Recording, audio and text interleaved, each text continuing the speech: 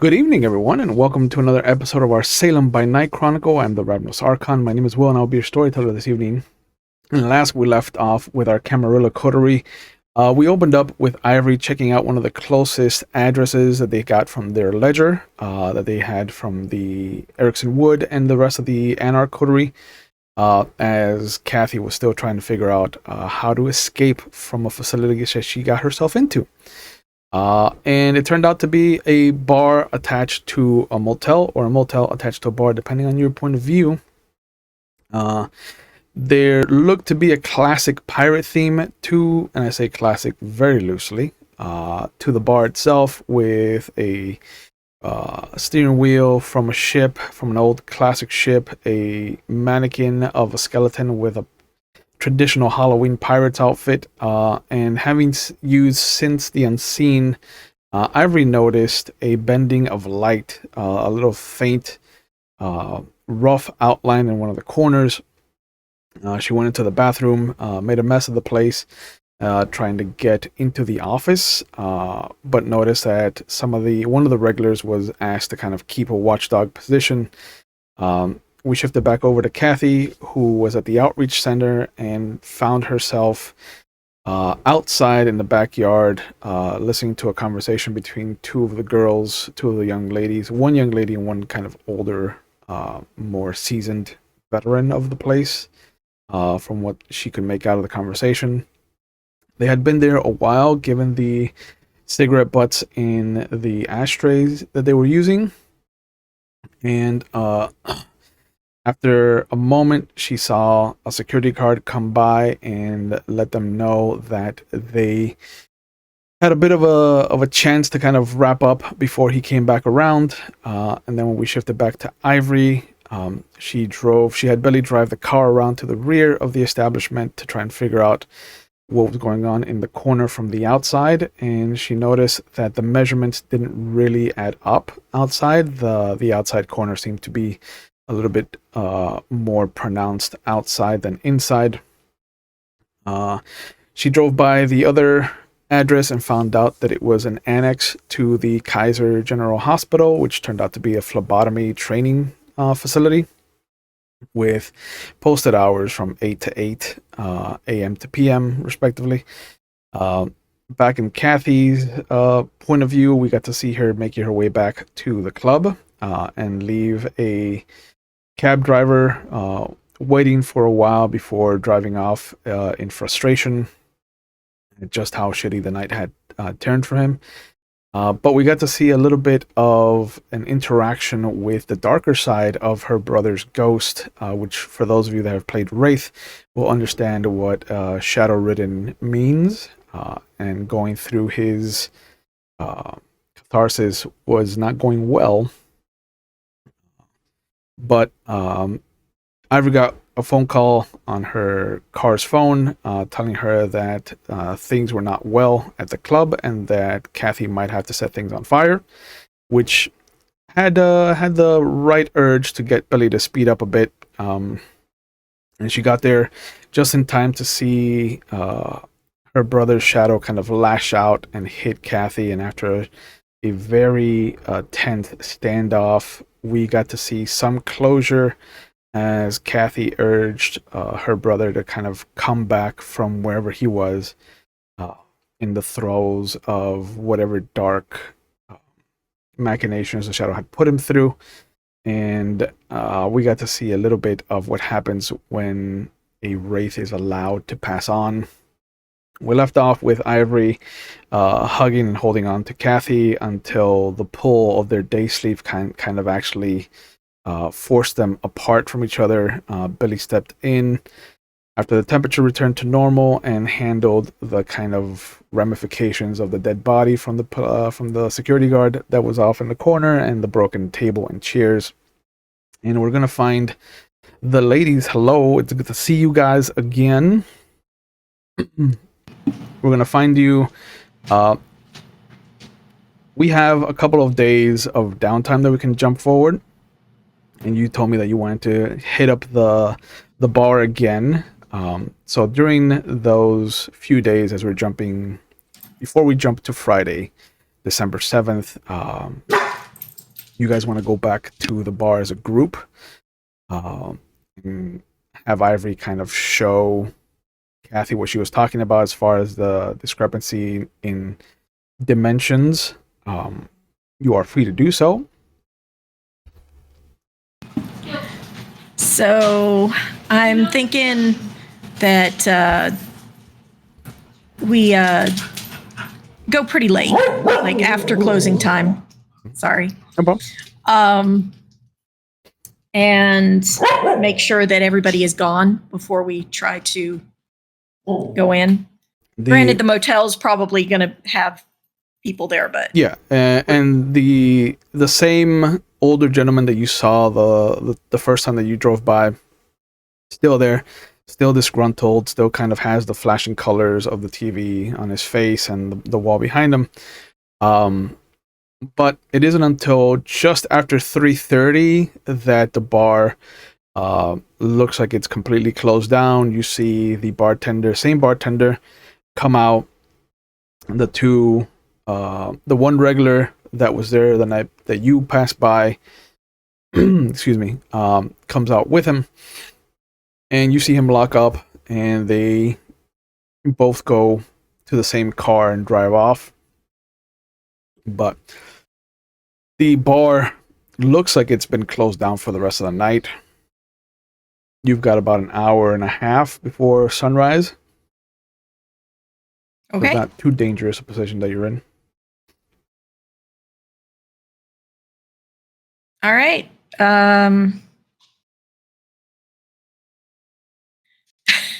Ivory will turn to Kathy. Can you pick locks?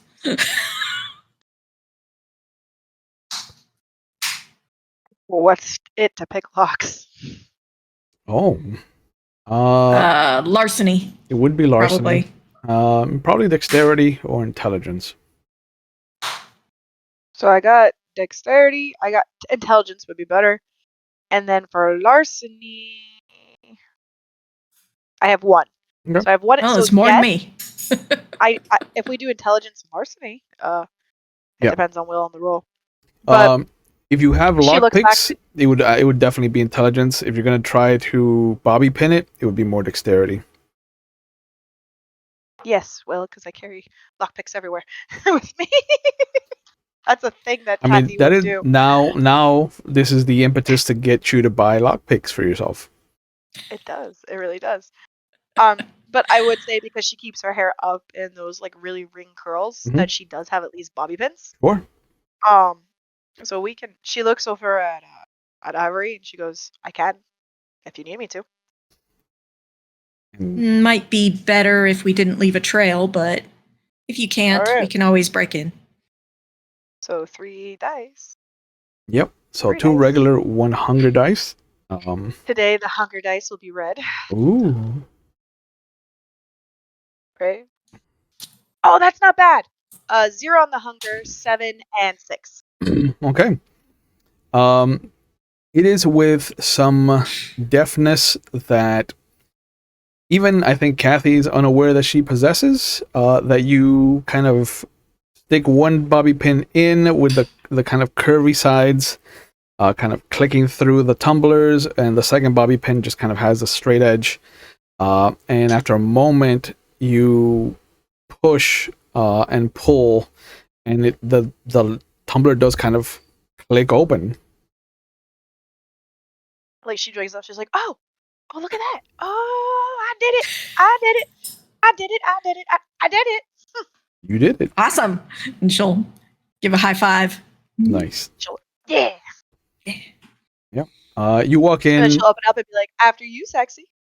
There is the sliver of street light that kind of comes in an awkward pizza slice of light, but the rest of the bar is kind of closed down. There's no real lights on.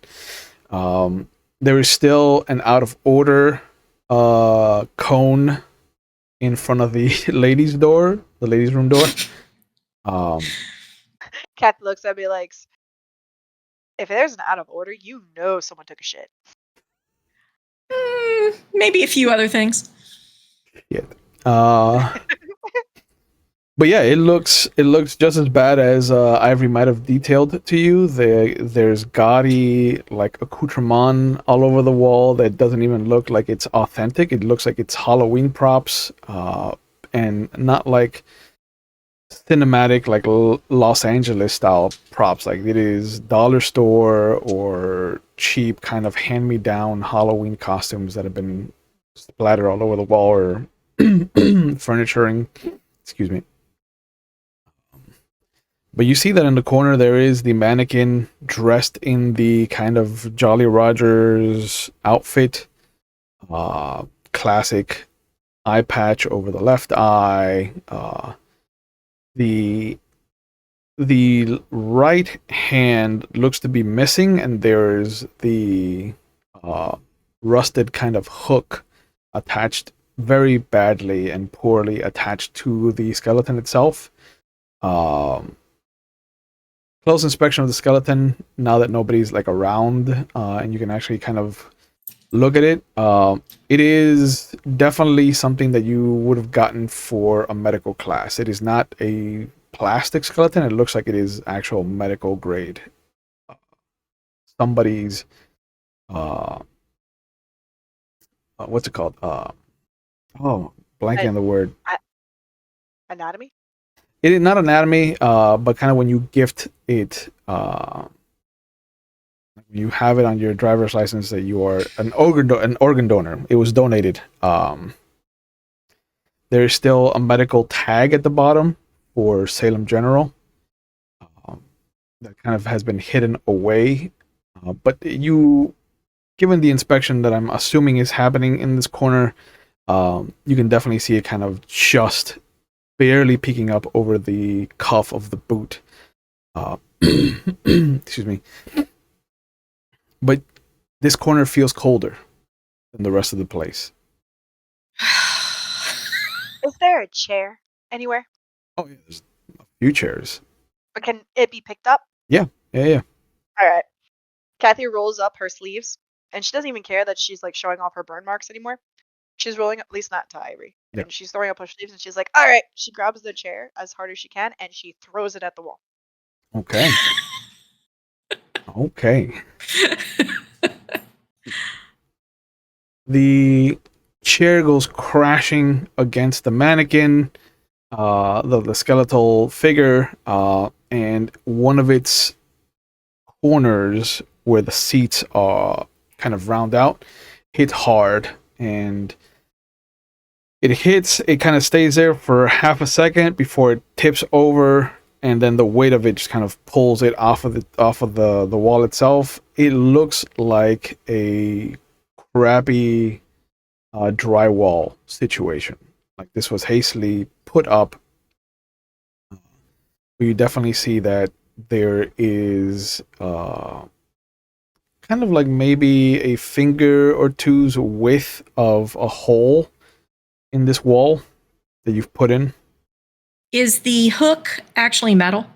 It is, and it actually is rusted. And if you were alive, you would need a tetanus shot just from looking at it.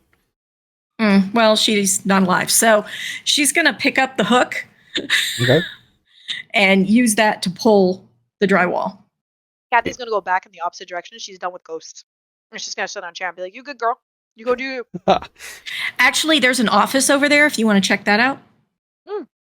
Even better. She gets up and she goes towards the office. Okay. Ivory hooks the hook hand into the hole and pulls, and with some effort. Did you bring Billy along with this? Yeah, I mean he's there. Okay. Yeah. There's a bit of strain, and Billy comes over and kind of helps you pull it down, and the whole chunk of the bottom part of this wall kind of comes loose. And there is the bottom part of what looks to be a decomposing body. Pulling on the upper part. No, because pulling on the upper part, you will notice that it is, although it's emaciated and looks very much like a mummified figure, there is a telltale stake through its chest. You got Geraldine. It is not Geraldine. It is not Geraldine, though. It is a male. No. No. Can but she decipher who this male is? while you think about what to do, we're gonna switch over to Kathy as she goes up to the office door. It is not locked. I would have been. A cursory kind of jiggle of the handle tells you that it's not locked. I'm Inside, gonna go with. I figured. Inside, you see that there is a desk put right up against the wall with a door. Behind it, there's a couple of filing cabinets. What looks to be a small table, little rectangular table that has a TV and a VCR attached to it. Right now, everything is turned off. The tape is actually outside of the VCR. It looks like it's a crude, what's it called, surveillance station. The desk itself that's attached, that's kind of set up next to the door, has a swivel kind of leather chair that looks like it's been there for the better part of a decade. It's got cracks in the leather. It's got a very familiar, not familiar to you, but a familiar kind of indention in the leather as to the same kind of body type has sat in this chair for that decade. And the top thing that you see on the desk itself is a calendar of events, and there's pretty much nothing for the week. But it does say that for next Friday, there is a block of time that has been set aside for a private event, and it just says TDD. And it's got blocked off from 5 to 10 p.m. Did they? Kathy rips off a piece of paper, grabs a pen, writes down the date, the time, the TDD, Yep. shoves it in her bra. Perfect. Yep. And then she walks up to the surveillance cameras. She tries to like open up. I want to say like any type of drawers that she can find to see if there's any tapes with like dates and times on them. There's There's none of that. It looks like they reuse the same tape. All right, then she would pop it in and see what the latest is there. Okay. Or if she can see anything. So you pop it in. It's at the end of its run, so you start to rewind it because these guys are not kind. They did not rewind. And we hop back over to Ivory. The gentleman in question, like I said, looks emaciated. Very pronounced, kind of bushy mustache. Looks like in his prime he might have been like a heavy figure, much more larger, kind of not rotund but on the cusp. Healthy, but definitely ate a lot of good food before he was embraced. Not familiar to you. Okay, not familiar at all. No. Thinking back of the people that I know of that have gone missing or anything, nothing rings a bell. It is not someone that you would have met personally, but definitely does fit the criteria of people that you've heard have gone missing before you got to Salem. Okay, such as? There was a couple of whips that went missing right before your arrival in Salem. Among them was the north part of the city whip, who was Alfred Beckett. But also this could fit the West Salem whip, which was Joshua Allen's. What clans were they? Alfred was Bruja. Joshua was Gangrel.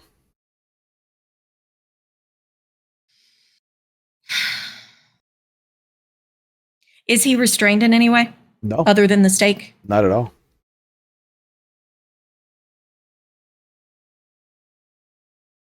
Don't do it.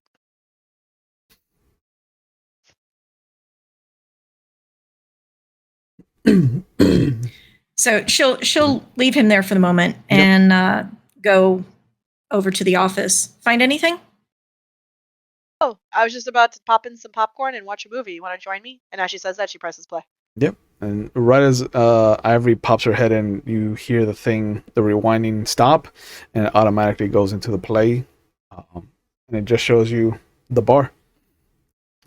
It's empty when it starts, and then you'll see what looks to be a young woman kind of come out into the view of the camera, which from the angle looks to be right above the office door in that corner.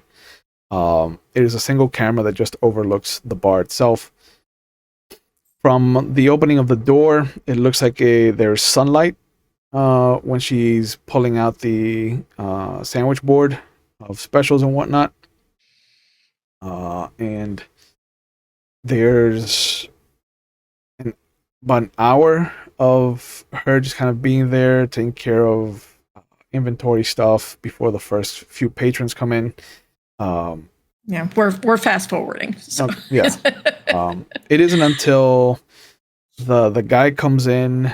And you notice he comes in street clothes and kind of comes towards the camera, disappears underneath it, and when he comes out, he's dressed in his little pirate regalia. Excuse me.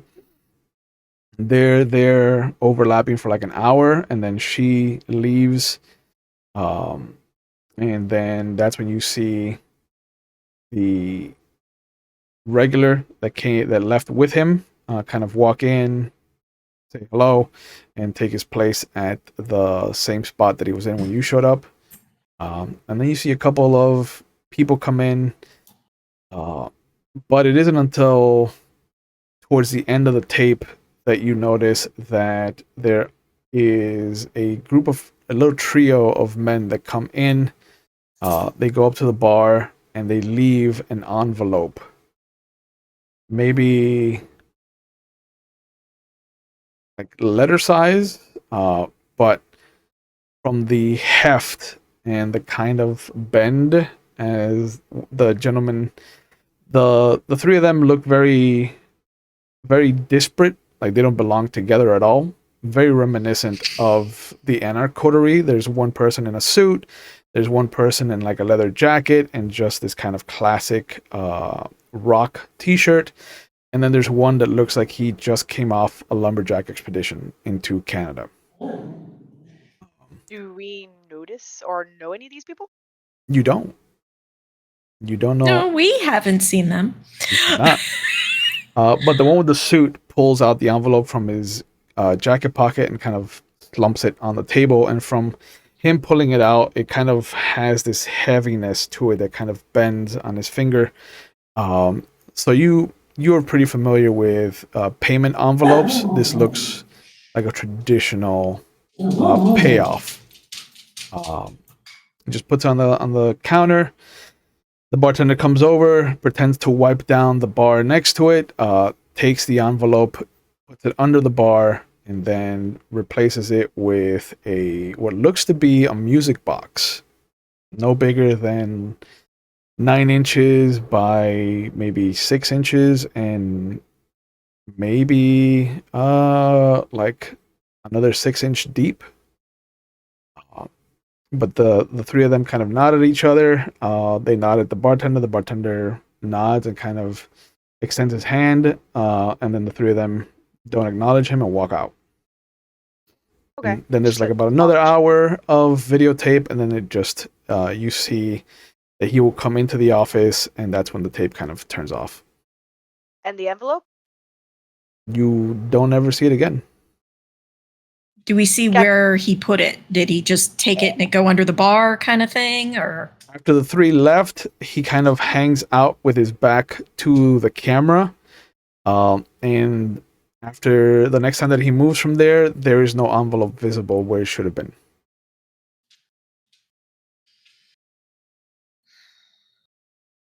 Well, we're taking this tape.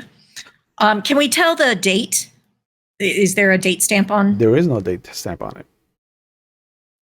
Interesting. Okay. But it's got to be tonight because it was all the way there. So I'm assuming every night they rewind it and then they redo If they it. actually do it, sometimes they don't bother. That's fair. But Kathy's Was gonna the go out. corner still as it was before we broke into Before it? you destroyed it, yeah, it was untouched. All right, so Kathy's gonna go out and she's gonna try to finagle her way into a loadsome cash and see if it's there.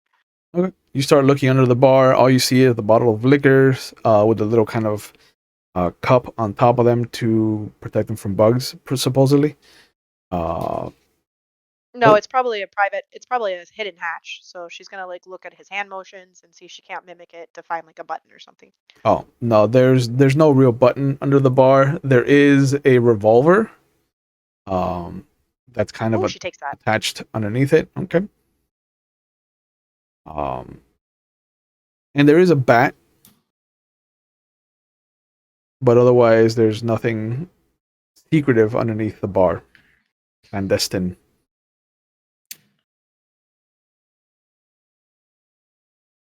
So Ivory will look around the office for something like, you know what works? Telephone wire.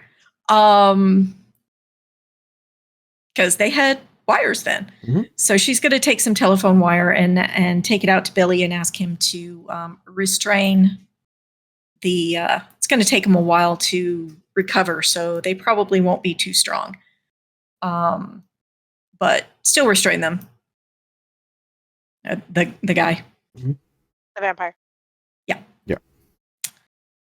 Kathy's still gonna try and look for any type of secret, any footprints, anything like that leading into the bar or outside the bar in that area, or any type of marks. Okay. In that area. She's going to start restraining or rearranging the things to make it look like it was out, like he burst out of that. Okay. Setting a scenario. Yeah. I get you. It's not too hard to make it look like he's the one that broke out of the place. So Okay.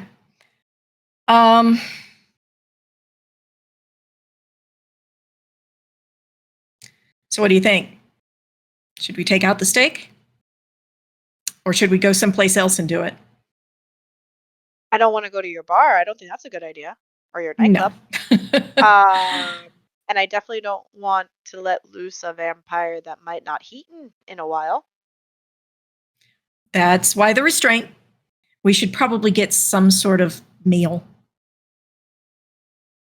There's rats. Isn't there rats here? She's asking in character. you can hear them outside, but there's none like inside the bar. It'd be terrible business. This doesn't look like a great place to begin with. How dare you? So I would take out the steak, but let me go catch a rat first. Have you drank rats? I would have preferred it if I haven't had a meal and she like. Well, he's been How gone long? for a while. Yeah. If he's one of the two, I think he might be. You know that a rat is not enough to satiate a vampire. No.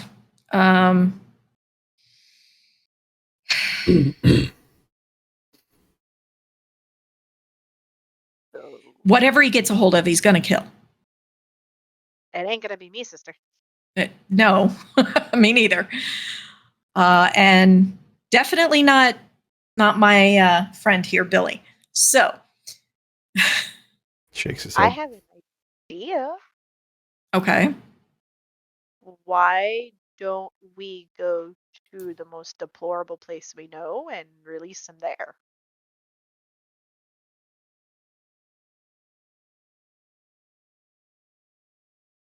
What place is that? Oh, a college. Oh, That's a little iffy. Nighttime walks lead to nighttime haunts.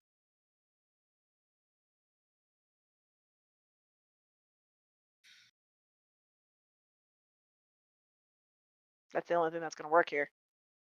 So from what I'm getting from this motel, it's not the highest class. So Not really. Oh, if you have him feed on the drugs and the whores, let me know. is that good or bad? Well, I would definitely be doing it on the bottom floor instead of the top, because that'll cause more attention. At least with the bottom, you don't have to worry about them running around and hearing the thumping.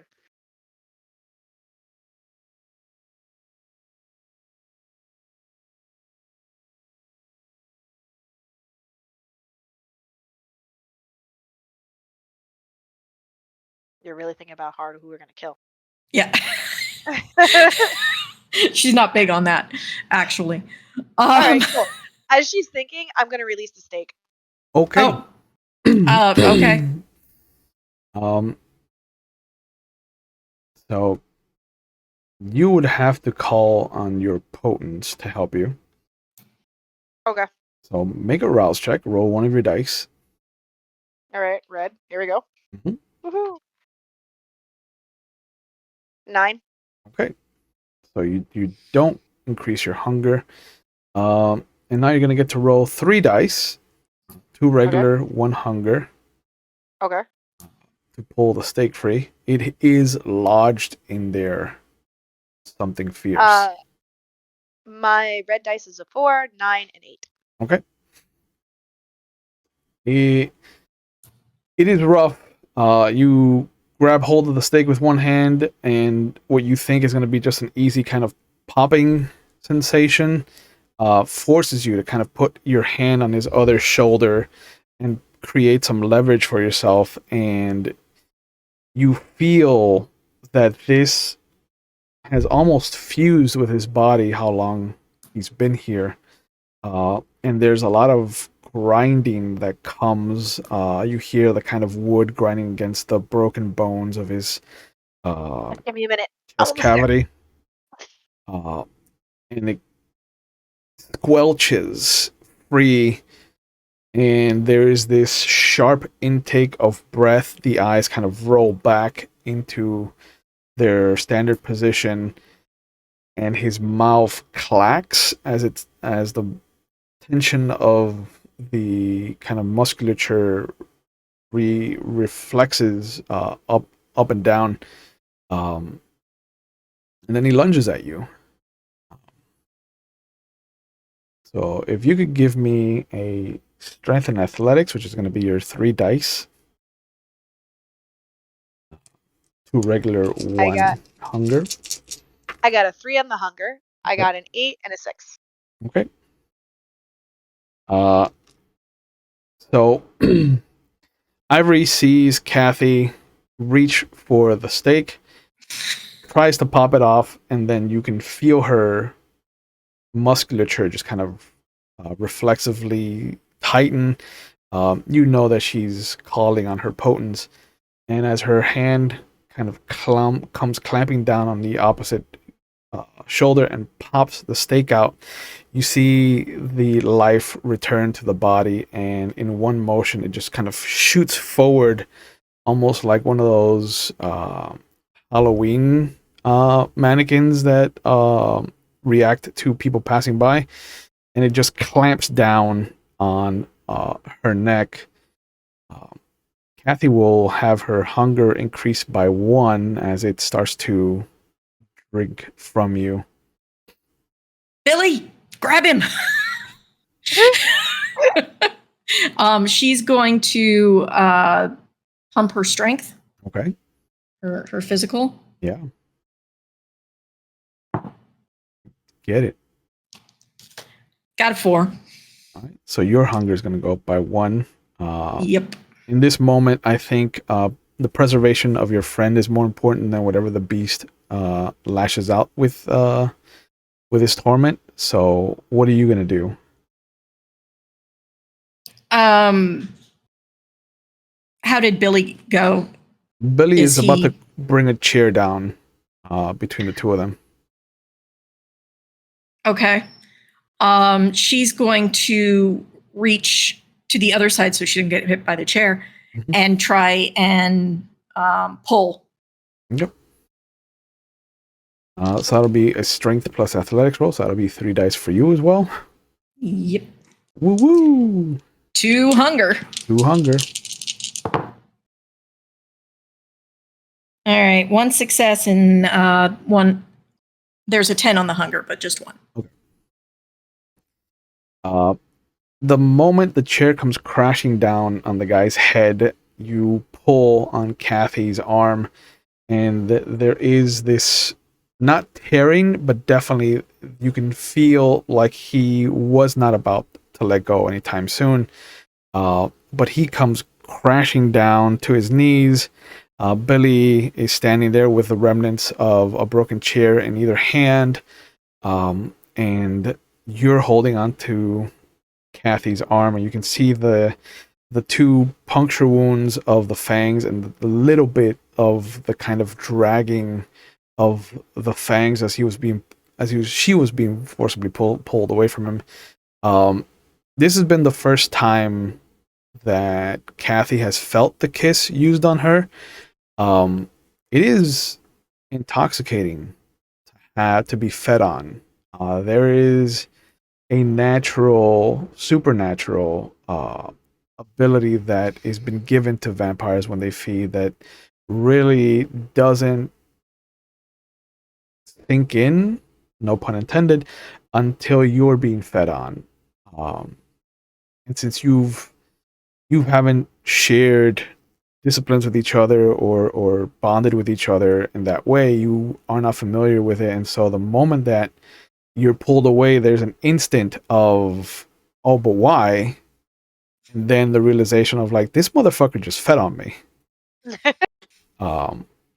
And he holds his hand up. Oh no, he doesn't even get the chance. I slap his fucking ass. Like, I just like, no! How dare you feed on me, you asshole! And after I freed you. Yeah, but he held his hand up, and the moment you slap him, like he starts to get very defensive, kind of blocking himself, and just, I'm sorry, I this wasn't. Where am I? And she's like slaps him a little bit. She's like, Ivory, stop. Ivory turns on her awe, and everybody calm down. She's not directing it at Kathy, but it probably goes over a little bit. Yeah. Yeah. Even Billy's like, when vampires have holes, do they go meh and like meh? No. Well, any vampire can lick a wound that has been created by a vampire to close it. Okay, that's what she's gonna take a step back. So you can't close your own. Asshole. You can't close it because it's on the side of your neck. She tries though because she's hurting. It's working. Yeah. Calm down. We just found you. We don't know. Who are you? My name is Alfred Beckett. I was a member of the tower here. Where is Harvey Green? He can vouch for me. I swear to you, this. We'll be calling him.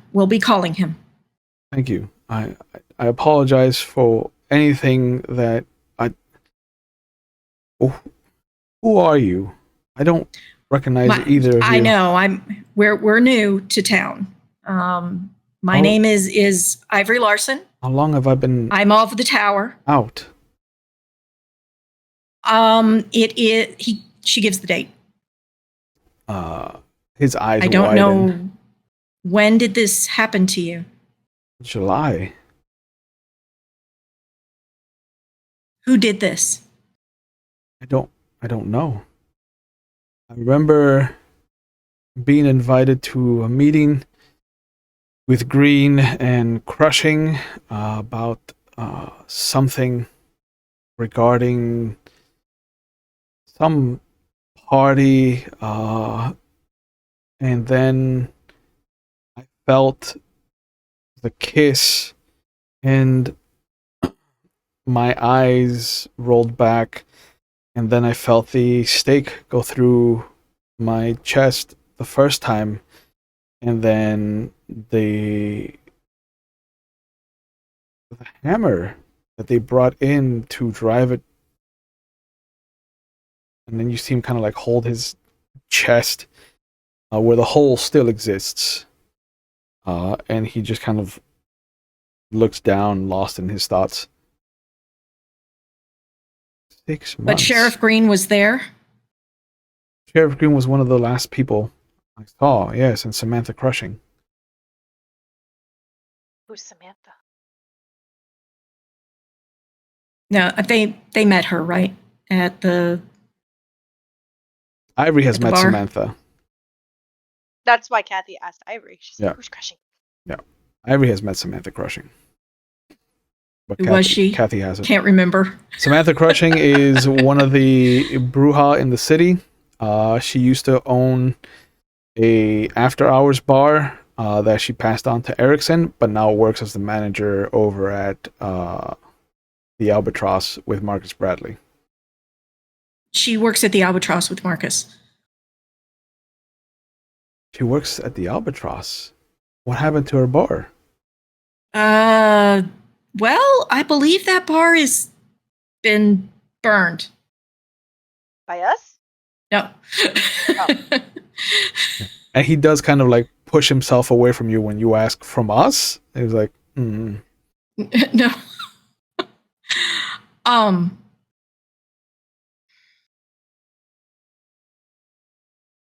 I owe you a boon for releasing me.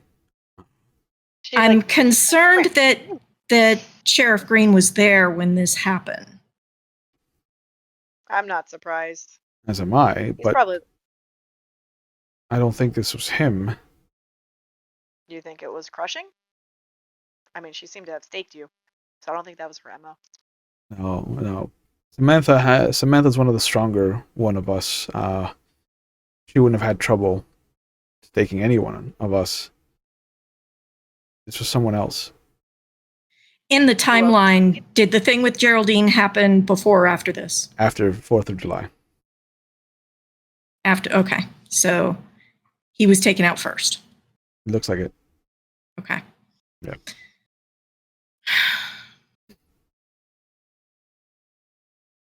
So only those two people, and she asks him this, only those two people were in there, and then she takes off the piece of paper that's kind of like sweaty from her boob.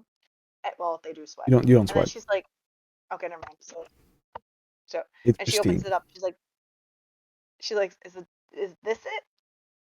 And she indicates the TDD. No, TDD. I don't know what that is. No, we were supposed to meet. We were supposed to meet with all of the Bruja in the city. So we were gonna meet with Yvette Morrison and Erickson Wood and Geraldine Birmingham, the Prince. This was an off-the-book meeting. Oh, fair warning, Geraldine's no longer the prince. Excuse me? There was something happened, and she has disappeared, and Hyde has taken over as prince. Well, hold on a second. Thomas Hyde?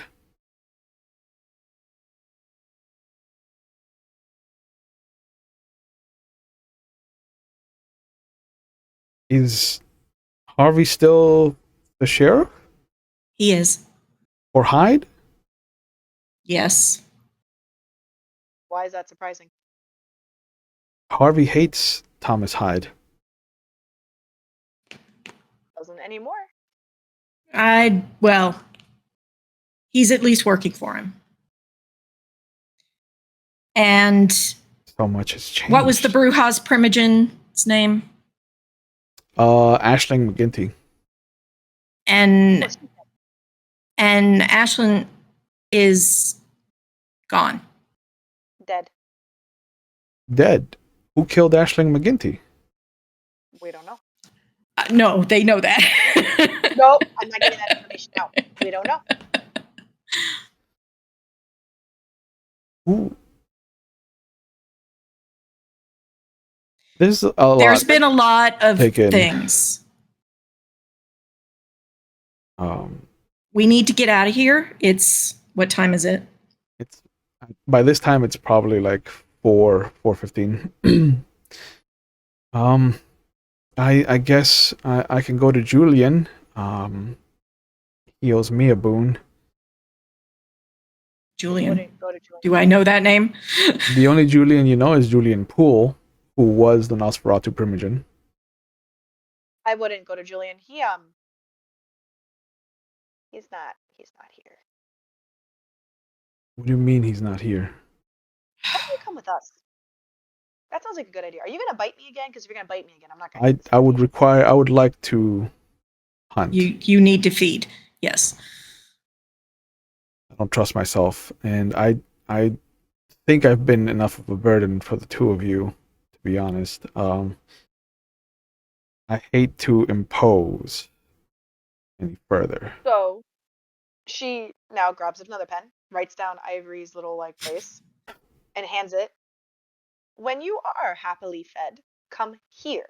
The reason why I say this is because your friends might not all be here. I can tell you, Nosferatu don't exist anymore, and you're looking at the last one. In the tower.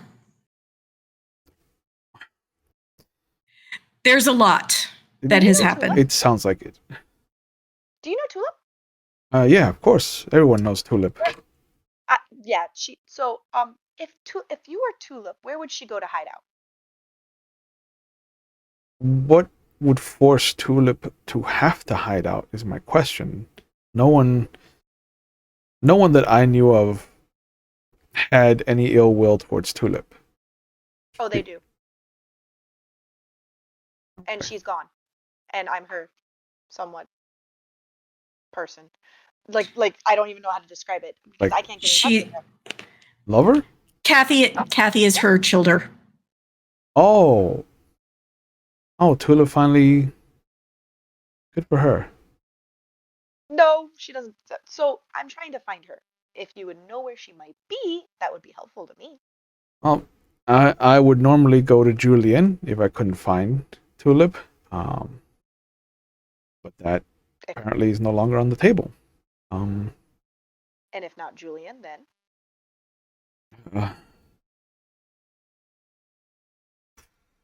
Melvin Wright. Fuck him! Is the next best thing, and I assume he doesn't know either. Oh, Melvin doesn't know. He's a detective.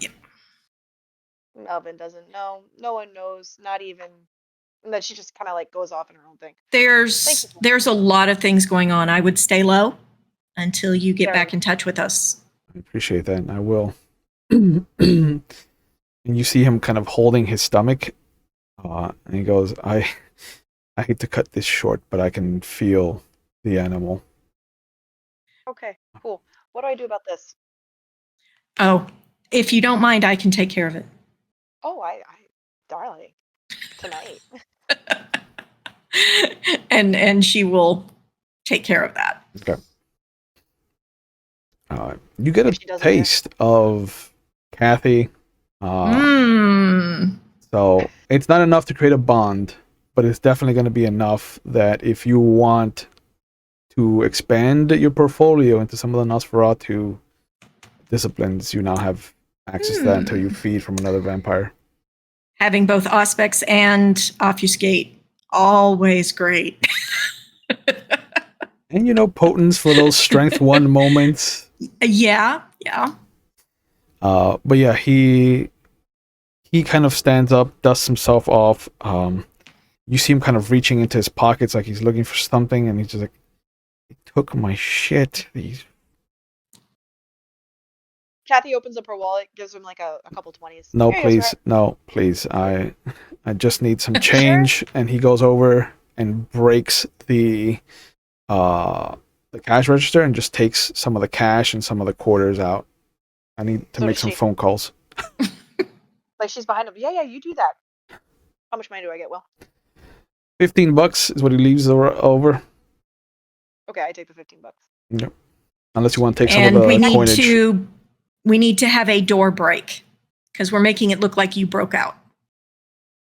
Easily done. So. And he closes the door, and then you see the same thing that you noticed with Kathy, where his muscles tense. You can feel him calling on his potence, and he just gives it a good kick, and the door goes flying like past the end of the parking lot and into the middle of the street.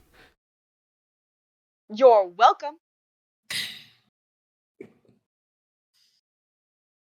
We all got a gift to Kathy today. But he kind of nods. Ladies, I look forward to touching base in a few days then. And he just starts to make his way out into the night. Okay. Okay. And they have We a go bill. home. Yeah. You have a boon It's from our Alfred first Beckett. boon. Yeah. It's our first boon. I'm so proud we did something right. Hopefully. A Right? little bit of blood. Does that fast us forward, Wood? That what? Does that fast us forward? Is that fastest forward? Oh, Does yeah. that Yeah. fast us forward? I get you. It took me a moment to just kind of like put it in the correct syntax for myself. Yes, we can jump to Friday, December 7th. You wake up to Billy letting you know that the final inspections have been approved. We are free to open. You are free to open the club whenever you want, and that you also have a meeting on the docket for midnight. Make sure. Your appointment. Kathy hears it. Yep. She's like, party. You have an appointment at midnight with Yvette Morrison. And he also tells you that coming in on Wednesday by rail, Benjamin Culver is set to arrive. Is that the investigator? That is your social gift that has been passed on to you. Social gift? And he will give you a manila folder that has like a picture of him and just a small kind of CV. He is a sommelier. He is of British origin. Sandy blonde hair that looks to be well kept, clean cut, side part, angular features. Looks to have these kind of deep blue eyes and this very sharp double triangle of a mustache. Kathy looks over her shoulder. Not my type. Looks very refined. The notes on his little paperwork tell you that he is not a smoker and has a distaste for smokers since he grew up with asthma. But otherwise is a people person and is a very big proponent of aromatherapy. The minute Kathy says something like, "Ooh, look, Ivory, aromatherapy. Look at that. Useless." Oh, you never know. Yeah. Also, there is a note that setting the mood can do a lot. He would like a space to dedicate to a garden. She will have her people start looking for a place for him. Yep. Well, not in my room. Excuse me. Not in the club. Yeah. But yeah, it is around 10:30, almost 11. Yvette Morrison is the one that stopped us in the car and was following us. Yep. Oh. Yep. She's the toreador that was in charge of the Anarch movement when Geraldine was prince. So Ivory will dress to the nines. Okay. She is impeccable. And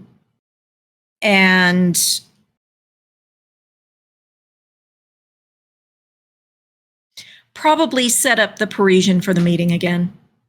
Okay. It's a good space for it. She doesn't want her in her office. The minute Kathy sees Ivory, she whistles, like she catcalls, and Bee's like, "If you shake that ass anymore, sweetie." Well, you got to dress for what you're doing, right? And what are we? Got to set the stage. Set the stage. Oh, she's going to try and out toreador me. Ooh, Kathy takes a seat on one of the things. This is gonna be interesting to watch. We'll see. Yeah.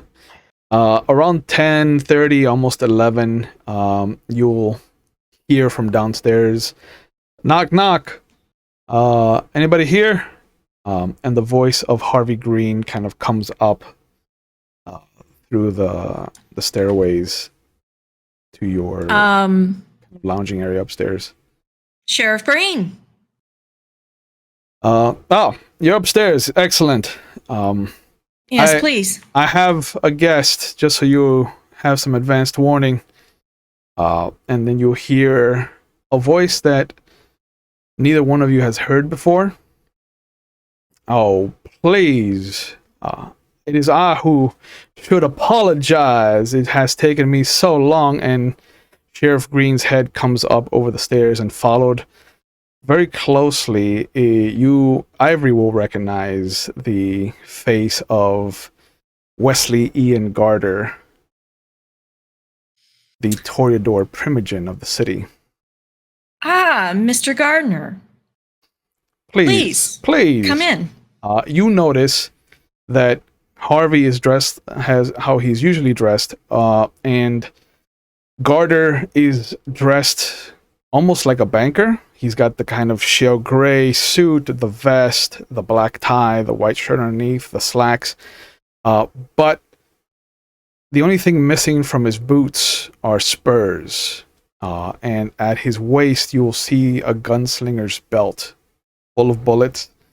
And hanging low on his thigh is on his right thigh, is an actual like Colt single action revolver, like old army issue. Very much like a gunslinger. Like it has the leather strap around his thigh at the top of the knee.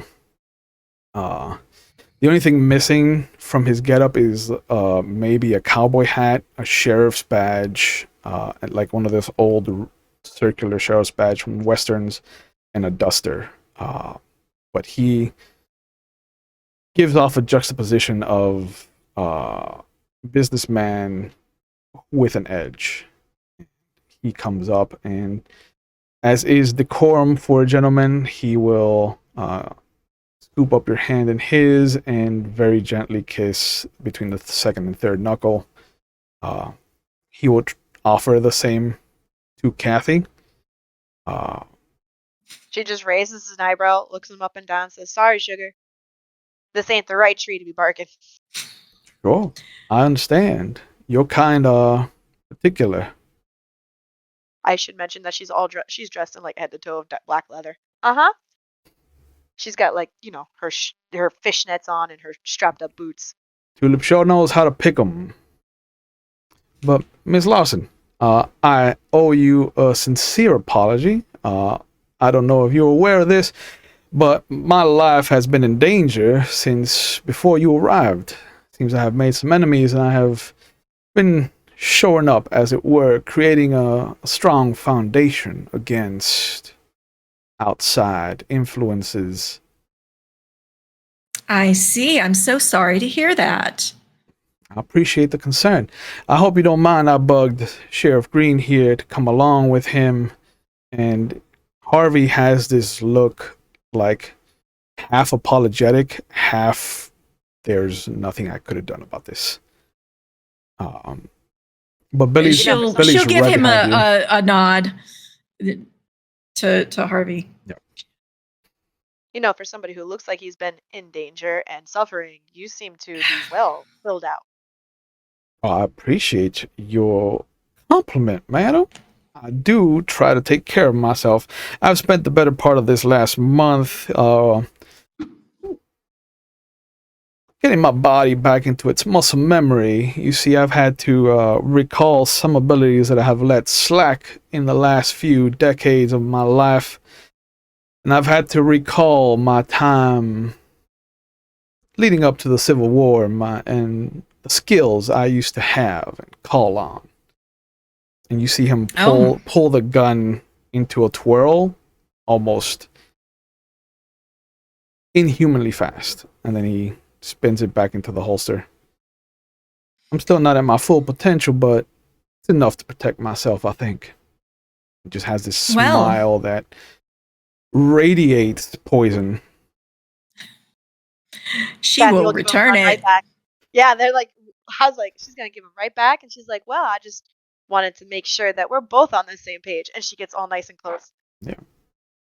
just to make sure we're all safe here. Oh, of course, of course. I mean, you no harm. I've heard only good things about all the opportunities that you are creating for people here in the city, Miss Lawson, and I wanted to come and check the place out for myself because everyone should feel safe in what is going to be our Elysium for the New Year's Eve event, yes? Of course. We have been doing our utmost to put in a elite security. Excellent, excellent. And he claps. Would you like a tour? He claps Sheriff Green on the shoulder, and he's like, "I'll leave you to your business, Harvey. I'm gonna take a look around if that's all right, Miss Larson." Sure. Excellent. The minute they leave, Kathy will walk behind Harvey Green and be like, "So I met a friend of yours," and then she walks right. He's not leaving with Ivory. Like, he's going by himself. No, I figured that. I figured Harvey Green was gonna stay behind. Yeah, Harvey's staying behind. But the moment that Garter steps away from the group, Billy just kind of leans over. I'm gonna keep an eye on him. And she'll nod. Yeah. Make sure he has every hospitality. You got it, ma'am. He goes and stays at a distance, but just kind of keeps an eye on him. Harvey, once he's out of earshot, I'm real sorry about him. He showed up at my place, and given his position, it was difficult to decline. I understand. I wanted to come by, though, and let you know it's hit the fan. Barker and his boys riled up a real hornet's nest when they attacked the disciples. They attacked? Oh my. Luckily, everything happened in Kaiser, kind of the north end of the city, and since there's no Primogen there anymore, Prince Hyde has declared it a no man's land. So no harm, no foul for us, but just want to let you know if you had any business in the north end, you might want to take some extra protection. Wasn't that bar they were at last night there? It was, in the Kaiser area.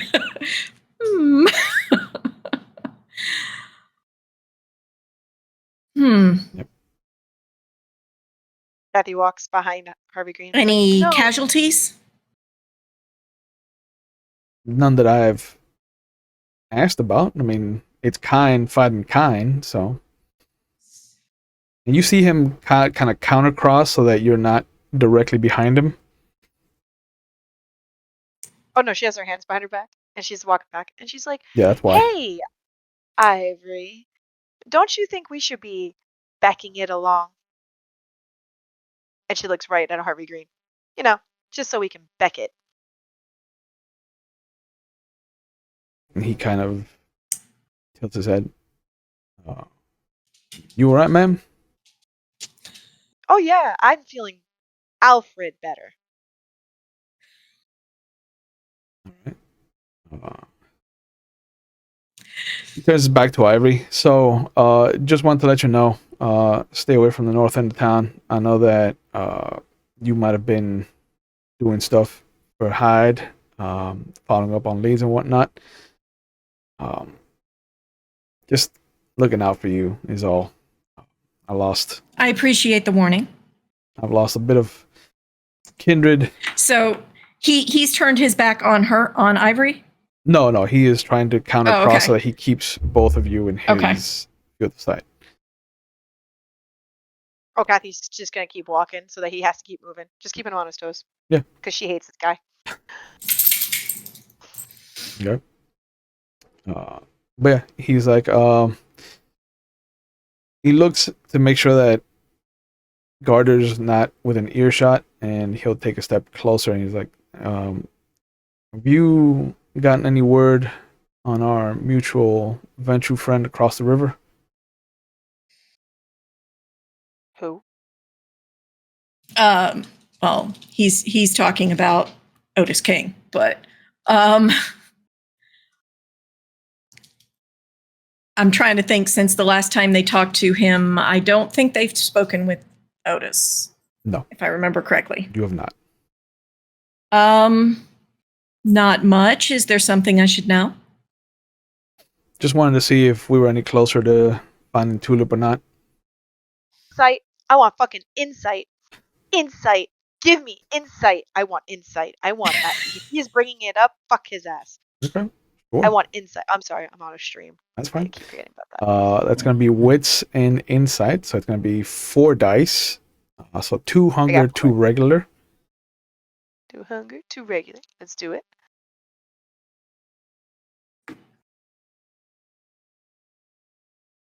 Oh wait, did we feed in between the couple days?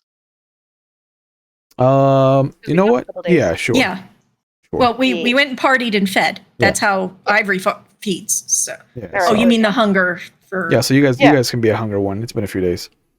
Okay. All right. Oh, I like that roll. I got 7, 7, 9, 6. Okay. He is actually very concerned about Tulip. Like, that is not an act of any kind. That is a genuine question about her.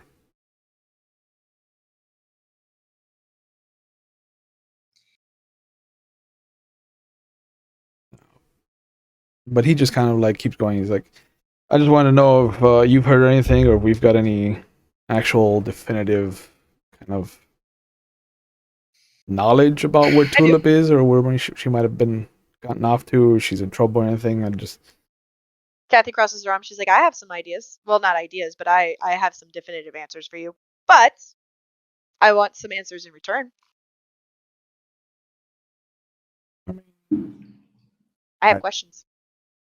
I don't think that I've done anything to elicit this kind of behavior from either one of you, but if this is the route we're taking. So she puts on her sweetest smile and she says, but this is not the time. So we could have this conversation when we don't have company, but I can tell you what I know. When how close time is getting to when for my other meeting? You've still got about at least half an hour. Okay. Not sure those two should cross paths. I get you. I get you. He's like, all right, when do you want me to come back? She looks at Ivory. When is your meeting going to be over? Yes, I do have another meeting in about a half an hour. Inspections. They go all night. Understood.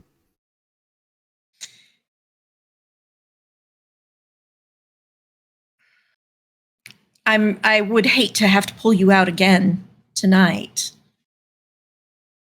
I can come back next week if it's better for you, Miss Lawson. And she glances at Kathy. Oh, that's fine.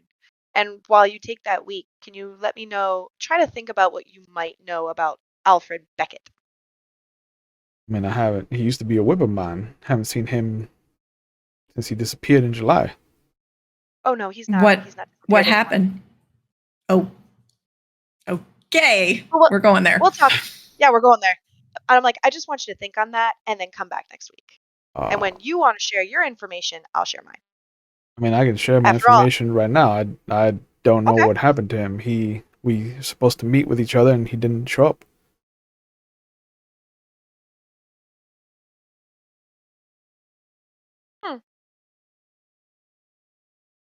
Insight? Sure. Yeah, definitely. Because that's... All right. 6, 6, 7, 4. The 4 is on my pink die, so. Okay. Let's see. That's wits, correct? Ooh. Wits, insight. Insight. Do I get to add my aspects? Yeah, because you've dealt with Harvey before. Can I do my willpower? I get to reroll the 4. I mean, I don't know that you. Yeah, if you want to take a point of willpower damage just to reroll 1 dice. Never mind. It's reroll all the die, right? No, it's non-hunger dice. 4 successes. Okay. Yeah. Kathy has in her gut what she heard from Alfred, just kind of ringing in her ears, and there's that general kind of malaise of Harvey's never rubbed you the right way, but you get the same tone from when he was asking about Tulip. Like there's a sincerity there about him. There's a concern about Alfred Beckett that he's trying to hide. But as far as like whether or not they met, he definitely gives you that vibe of they never met. Ivory gets the same thing, but there is a shakiness to his voice that gives you the sensation that there's something there that he's hiding. But as far as whether or not he met with Alfred Beckett, he did not. Like, that is truthful. That is a truthful statement. Was there something else going on? He looks at you. What do you mean? Well, with this meeting. I mean, we were meeting because Yvette Morrison wanted to sell something to the majority of the Bruja in the city. That's why Miss McGinty wasn't invited. It was just me, Miss Crushing, Alfred, and Erickson Wood.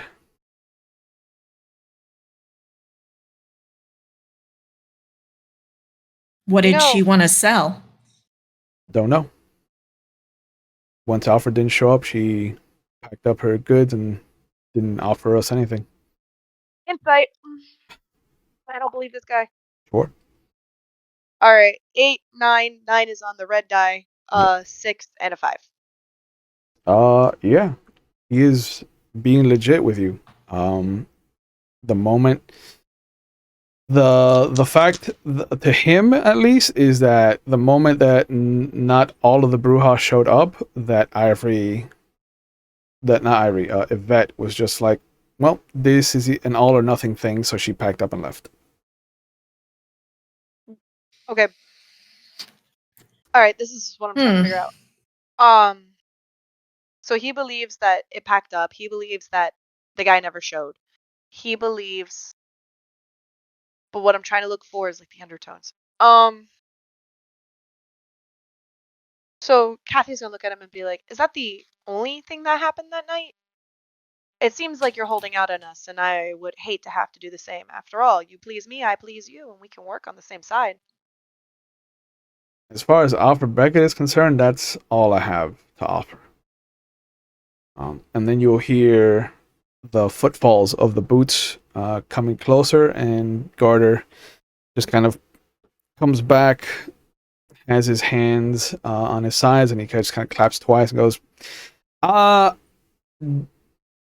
you have to tell me who your decorator was, Miss Larson. This is a lovely establishment, and I've been thinking about once all of this kind of praxis bullshit kind of comes to a close, remodeling my own gallery for hosting music of sorts, a little bit more intimate, like something what you got in your Parisian room that your boy there kind of showed me. Of course, I'll definitely get you his number. Much appreciated. Mr. Green, excuse me, Sheriff Green, if you're done, I'd like to move on to our next stop. And Harvey kind of looks at you, and then looks at Kathy, and then looks back at you. Are we good? She claps him on the shoulder, or as close as she can. She's like, just remember what I said about taking the week to think about it. Anything that might pop up. And we'll have a discussion next week. And Ivory will go over to Gardner, and it was a pleasure. I'm happy that you think that it's worthy of your city. And he bows, and again he will scoop up your hand if offered. Madam, of course, you have been a delight, and I am all the more forlorn that I could not come out any sooner. and him and Green will walk out. The minute they're out of earshot, you'll be like, he's bullshitting you. He's straight up bullshitting. He didn't say something. I'll give you that. He's hiding something, and on top of that, he's hiding something that could have to do with Geraldine, because we knew that she was supposed to be there. No, she wasn't. Well, oh yeah, that's right. He did say Geraldine was going to be there, didn't he? Mm-hmm. Alfred did, yeah. Yeah. And that's one part of it that I couldn't cruise, and that's what I was trying to remember. Mm-hmm. As if I should have brought her up. But I didn't want to do it with Mr. probably nosy pants in the next room. Yeah.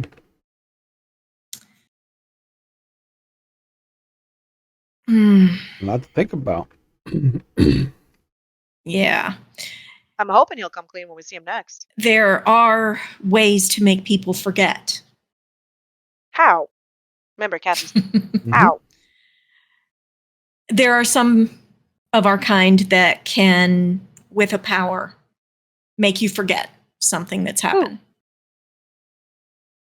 Is there anyone that's alive right now that can do that besides Hyde? I don't know. Probably. There's a few in the city. Yeah, it's in Dominate, I believe. So she like so what the other guy can do. Yes, but I'm not sure he has that one. There are different aspects of things. I'm not sure who in the city can do that, but it can be done, and it can be done to one of us if it's good enough. So then the question is, who would have done it to him? That's a good question. Whoever did that to Alfred.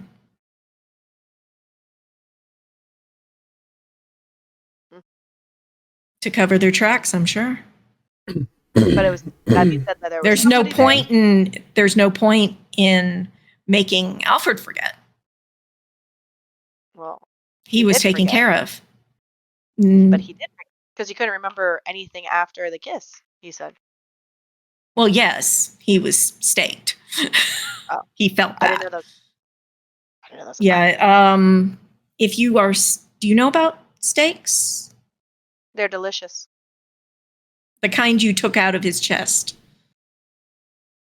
Remember, and she like holds out her wrist. I'm only like what, 6 months old? So for all I know, up until that point, you guys didn't exist.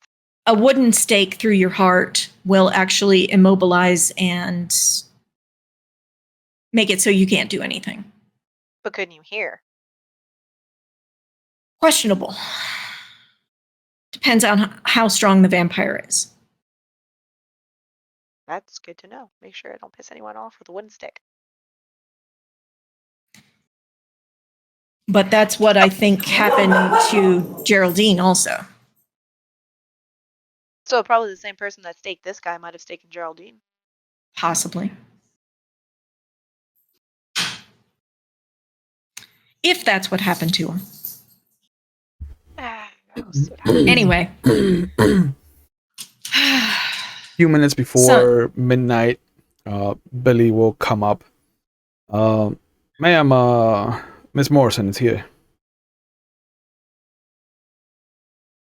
Parisian? And yes, and bring her up. Let her wait 5 minutes. Understood. And then bring her up. The minute she hears that, Kathy leans back and is like, oh, I'm going to love this.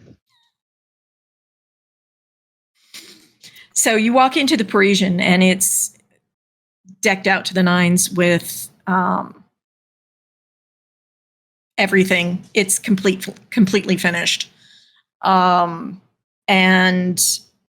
she has acquired some bottles of Vitae.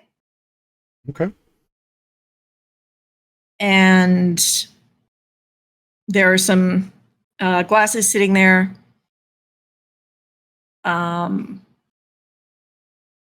And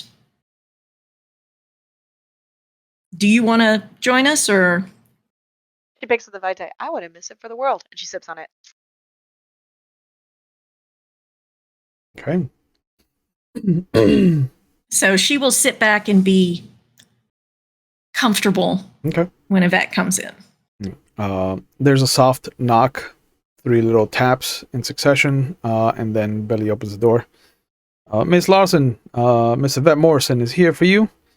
And she comes in. She is not dressed to the nines, but definitely dressed really nice. She has this beautiful black dress that is the same shade as her hair. It is a We're all in black. It is long black hair that's parted in the center and just kind of comes back, and then has this red tinted leather strap that puts the majority of it in the ponytail.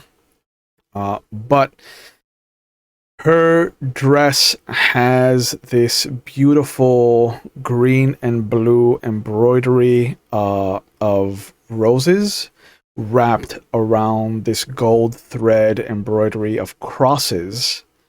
So I'll need Kathy to make a composure and resolve roll for me. How many dice is that? Well, It's going to be 6. 5 regular, 1 hunger. 3, 1, 2, 6.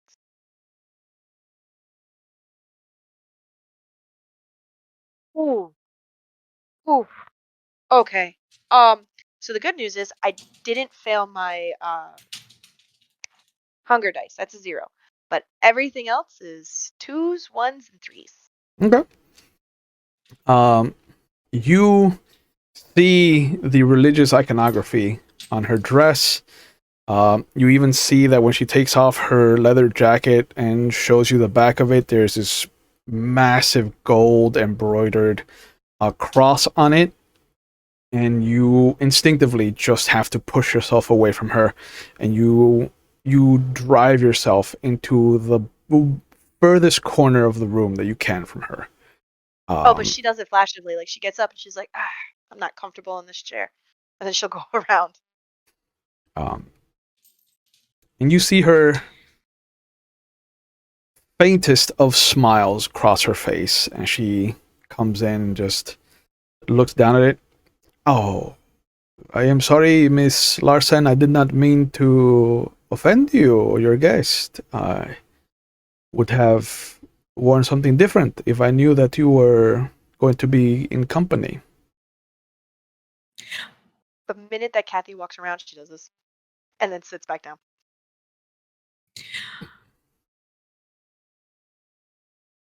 And Ivory is just sitting there. She doesn't get up. And she doesn't, Yvette does not extend her hand to you. No. Like, she understands the situation, the battleground that's happening here. She just sits across from you. I don't know what you have heard, Miss Larson, but I am going to back Otis King and his praxis. I have come because I would like to stand united against Hyde's Tower. I have no doubt that you have seen the pig masquerading as Wesley Garter. I do not think that the clan should be represented as such. You've come asking for your backing. My backing. Is this something that can be attained? My backing for what? For my Primogen ascension, of course. Oh, I see. I have reached out to Otis. Yeah, Kathy she just starts laughing in the background. What? Oh, you're serious.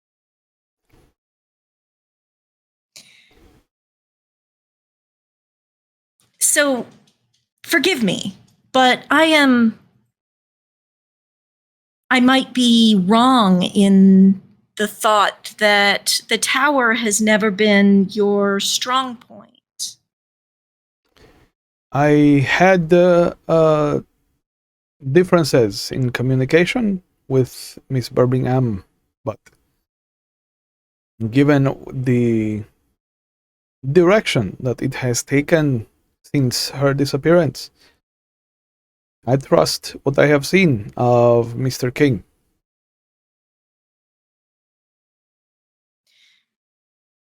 But I thought your proclivities went to a different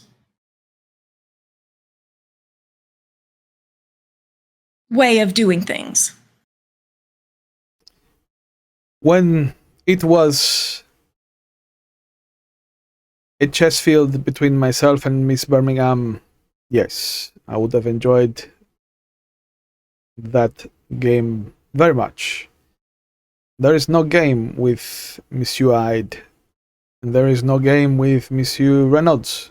The man has been made whole again, and he's been put in charge of the bishop in North Salem. Has he now? He is a Templar once more.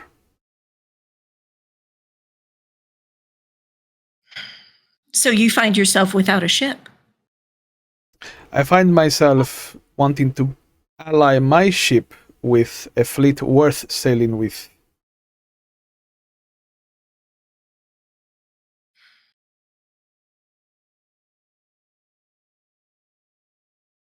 And if I did decide to back your ship, what would that get me? I can assure you that if you have requests, they would be taken more seriously than others. I understand that we of the Rose have needs, and they need to be met, and having someone on the Primogen Council helps acquiesce to those demands.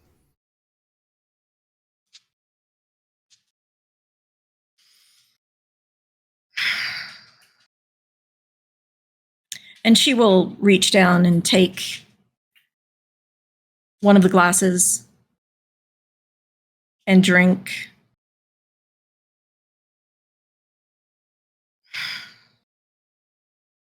You know,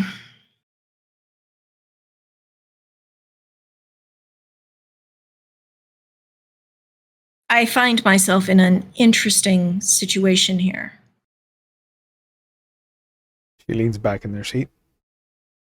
Am I privy to know what situation this is? Well, I'm relatively new to this city, but I'm not new to our society. You understand? And I come from somewhere where nothing was settled. As I have heard. It would be nice to not have to always look over your shoulder.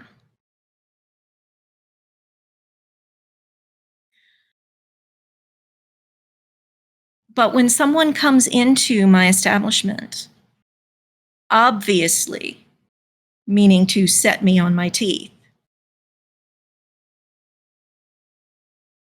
it doesn't sit well. You think that I have come here aggressively?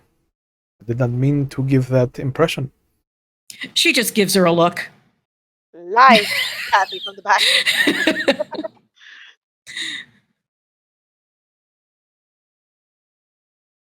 Running up and down her outfit.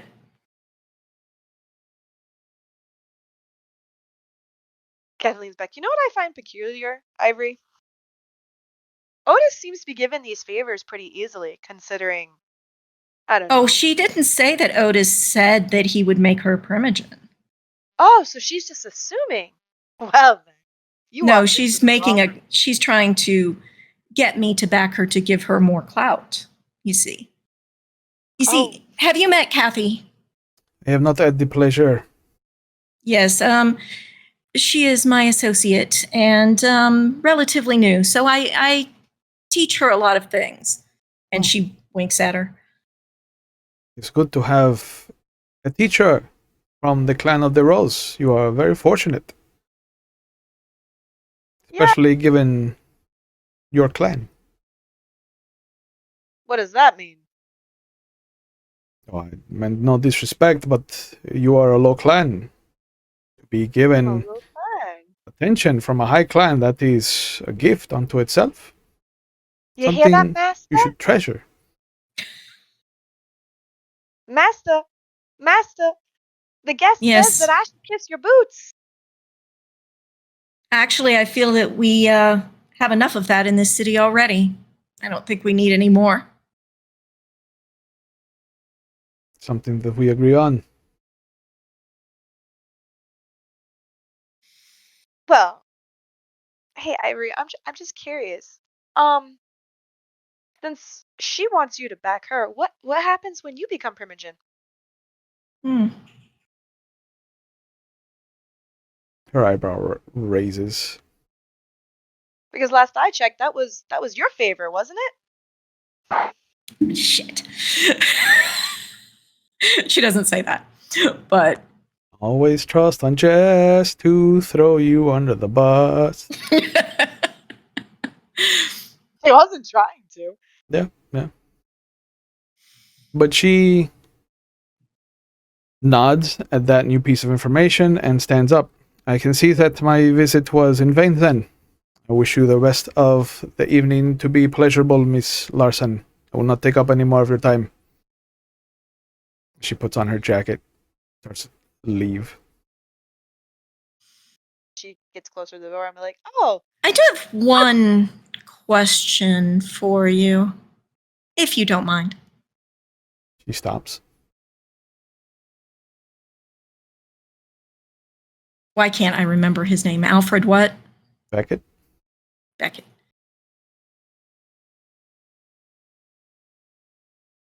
When was the last time you saw Alfred Beckett? Maybe. And she is watching very closely. Maybe towards And the center, the middle of the year, perhaps, around the festivities of the Independence Day.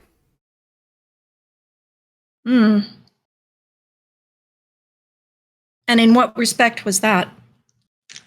I approached him about a meeting with the rest of his clan. ooh, can I do it? Can I check inside? I'm just kidding. Sure. Well, Here we go. that's probably true. The next question is the No, I'm making sure. You let me know, sweetie. So,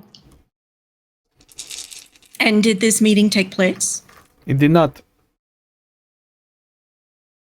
Why not? Oh, that unfortunately does not fall under the purview of your hospitality, Miss Larsen. We are done And here. why not? Ooh. Someone got under your skirt, Sugar. Did she actually get upset? Not at all. Okay. Insight. I got a 9, a 9, a 4, and a 7. Okay. Can I tell if she's hiding something? Not at all. Damn. She is more of a puzzle to read than hide has been for you, and hide is a brick wall. That just means she has. So it's cool. Yeah. I'm learning. I'm gonna try. Sure. I don't think I'll get anything, Do it. but can I use Auspex or not? No, you don't know who she is. So you've never had a chance to read her. So it'll just be wits and insight. If you get 10s, you're good. You're gonna need 10s because I got 10s. Of course you did. Yeah, I got 110 on the hunger die, and a 6. Okay. But I did not get 2. No, she is. To you, she believes every word she said. It is completely honest, to the point of wanting to be as abrasive as possible to you, given the information she's learned about you. Vindictively honest.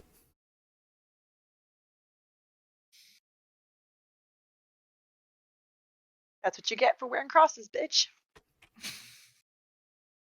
When you can get close enough to say that to her face, then you can talk. You sit in your corner right now. I think Ivory already kind of put a stamp on that. But anyway, so she'll let her go. Okay. Until next time. As she's walking out, be like, good, I'm glad the trash is getting taken to the front. And Billy just kind of stands there in the doorway. We good letting her just go like that, ma'am? Yes. Understood? Follow her. Make sure she leaves. Of course. He slinks away. Sorry about that, but I don't. Now like that the religion body. iconography is gone, Kathy actually can move around the space. She doesn't. She stays slip. I do wish you hadn't mentioned the Primogen thing. Oh, like it was going to go anywhere. I might have been able to get some information. Like what? She ain't going to tell you nothing. She thinks you're her dog. And I'm the mutt. And that's the point. People tell things to their dogs. Do they? Yes. I mean, Kathy if gets she told thought things. that I was... Oh. If she thought that I might follow her, she might have let something slip. I don't like seeing people treat you that way, Sugar. And she deserved... I was expecting it. I'm sorry that she did that to you. Either is, I'm used to it. People treat me like shit all the time, or else Tulip wouldn't have taken me under her wing. Speaking of which, have I heard anything from my nightly visitor yet? Not yet. I have it that you will get information the same time that Benjamin Culver shows up. So it'll be around Wednesday when you get information back. Yay! That encounter is gonna be fun. Yep. Yeah. Yeah. Did Kathy tell her about that? Oh no, but she's about to. Oh, okay. In the form of it probably coming in through the front and she'll door. probably drink the rest of her. Yep. Speaking of which, I have information on Tulip, and she goes through this whole thing. That's what I was doing when I accidentally brought a demon into your home. Gonna let you know that it might be back in a different form. Accidental demons. Well, that wasn't a demon. Wraith, well, whatever that nonsense is, it's gonna come back. Well, not that one. No, not that one. I made friends. Awesome. Yeah, just letting you know. But we will know what Tulip is. Hopefully by Wednesday. Excuse me. Yeah. Hopefully. Pros and cons. Pros and cons. Speaking of which, I think you should be reaching out to Otis King if she's trying to do her nonsense. He did not actually ever confirm. She never heard a confirmation that he was going to make her Primogen, right? There's never been a confirmation. Yeah. What? It was a boon. No. It wasn't a boon. There was never it was a confirmation. An ask. It was an ask. And Otis did the Ventrue thing and was just like, I'll take it under consideration. Mm-hmm. Well, nonetheless, I think you should get a hold of him, because if she's starting to ask for help and support, that means that there is a cross in wires. He is Ventrue. Unless we owe him a visit anyway. Is it possibly looking for information from this lovely gentleman? How far is he? Will we make it before daylight? Oh yeah, if you leave now, yeah. Otis is only an hour away. Come on, Lovebug. We haven't seen our good old friend Otis in a long time, and I think it's time. Well, let's call first to make sure that he's available, rather than make a round trip for no reason. So she will go.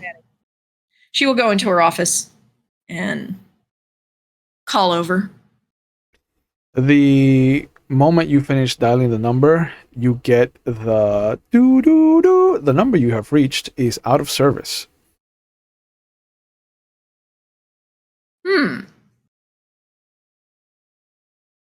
That's not good.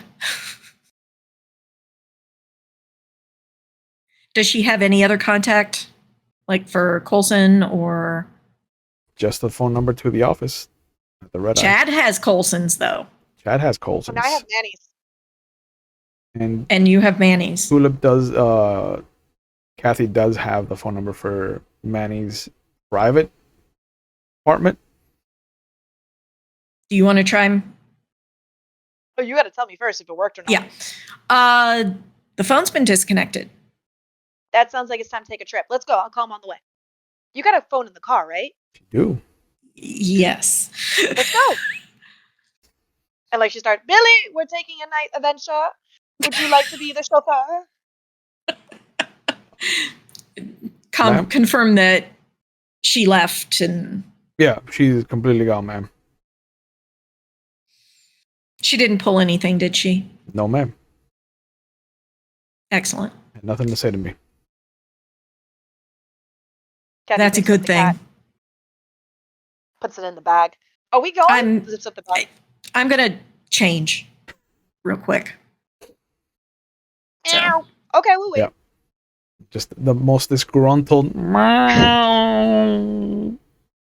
yeah, so she'll change clothes and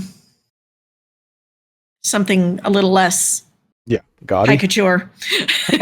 Well, not gaudy. It wasn't gaudy. Okay. It was tasteful. But So less high class, like slumming clothes. yeah. Yeah. For her. Yeah. Yes. For a Toreador. Toreador slumming. Yes.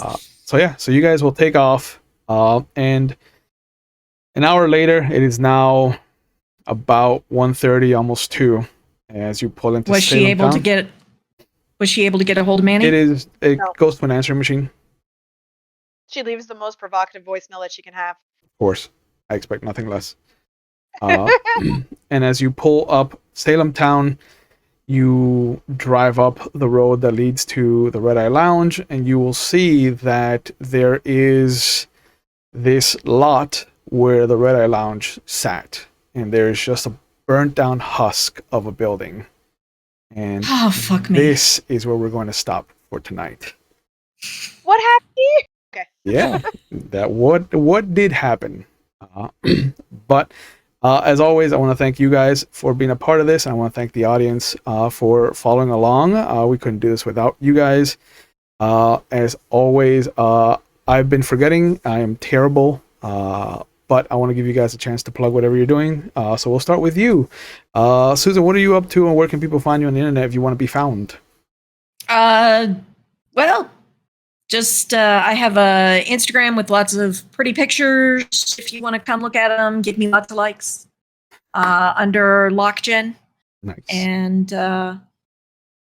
yeah, I like to take landscapes wherever I go. So that's about it right now.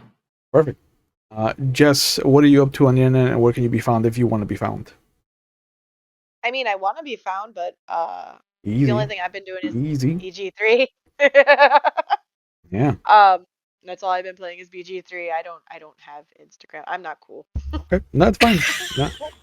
Yeah. This is why I have that if you want to be found addendum for everyone. I tried to make one and I couldn't figure it out. It's fine. It's fine. Some of it, like, listen, if I didn't have to use it, I wouldn't use it. But thank you guys. I hope that we are uncovering some delicious little mysteries and then putting some to rest. I think Alfred Beckett was kind of a curveball. So I like to see someone finally follow that thread to its conclusion. As always, we want to take a moment here to let you know that it is okay to not be okay. We take mental health on the channel very seriously. If you feel like you need help, just know that there are resources out there for you. If you're watching live, there are some phone numbers going up in our Twitch chat right now. They'll be in the description box if you're watching on YouTube later. So that you can get the help that you need. There are people out there who want to help you and who are qualified to help you. If you're not in the United States, there's a link. And even if you're in the United States, wow. The resources at the link will help you find places or outreach programs near you. Because a lot of us, have gone through some dark times, and there are still uh, some footholds and handholds that sometimes we don't see for ourselves, and it's nice to have someone to kind of shine a light for you. Um, as always, Mondays are for Vampire the Masquerade. You get to see a Camarilla chapter tonight. Next week, you get to see an Anarch chapter, and then we'll flip back and forth. Tuesdays are for Legend of the Five Rings or Werewolf of the Wild West. Thursdays, right now, are for 7th Sea. And then starting in November, we'll be starting our Old Gods of Appalachia Chronicle, which should be fantastic. Right now, you can catch me on Fridays over at McStabber Studios for their Monster Hearts 2 second season.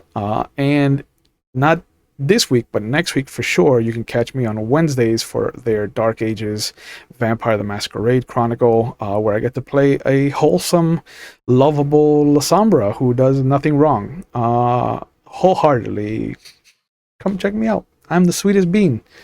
Of course you are.